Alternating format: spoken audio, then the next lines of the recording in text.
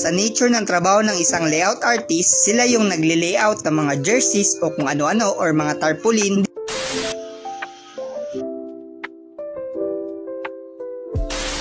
What's up guys? This is Jeff ng Secret Millionaire Enterprise at welcome to Life of a Layout Artist. Ako si Jeff, isang 33 years old from San Vicente, Palawan. Isang tao na gusto lang ayusin yung buhay niya. At dahil sa desisyon na yon, dinala siya ng opportunity sa may munisipyo ng Dumaran. Ako ngayon ay isang trainee dito sa isang printing shop dito sa Palawan. Bale, ang in-applyan ko ay pagiging layout artist. Sa nature ng trabaho ng isang layout artist, sila yung nagle-layout ng mga jerseys o kung ano-ano or mga tarpaulin. Hindi ako ganun karunong sa Photoshop pero may alam ako konti. Kaya yun, nung nakita ko may post na hiring sila ng layout artist, di ako nagdalawang isip na mag-try. It's a good thing na no need experience na. Basta willing ka lang matuto. Kaya nandito ako ngayon sa Dumaran, nakikipagsapalaran mag-isa at sinusubukang tumayo sa sarili kong paa. At ngayong araw, i-walkthrough ko kayo sa mga routine ko sa ginagawa namin dito sa shop. Bali, ang sistema dito ay stay in kami sa shop. Meron kaming food allowance kaya pwede kami magluto-luto na kung ano-ano. At sa nature naman ang ginagawa namin, minsan nagpiprint kami ng tarpaulin,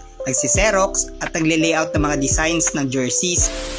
At ito talaga ang pinaka-main job ng isang layout artist. Bale, yung printing shop na pinagtatrabuhan ko or pinagtitraining ko ay tinatawag na Inside. Nagpiprint sila ng tarpaulin, mga jerseys, at mga DTF, at mga stickers, at kung ano-ano pa. At kung gusto mo kung samahan matuto bilang layout artist, pwede ka mag-follow. Yun lang sa aking vlog.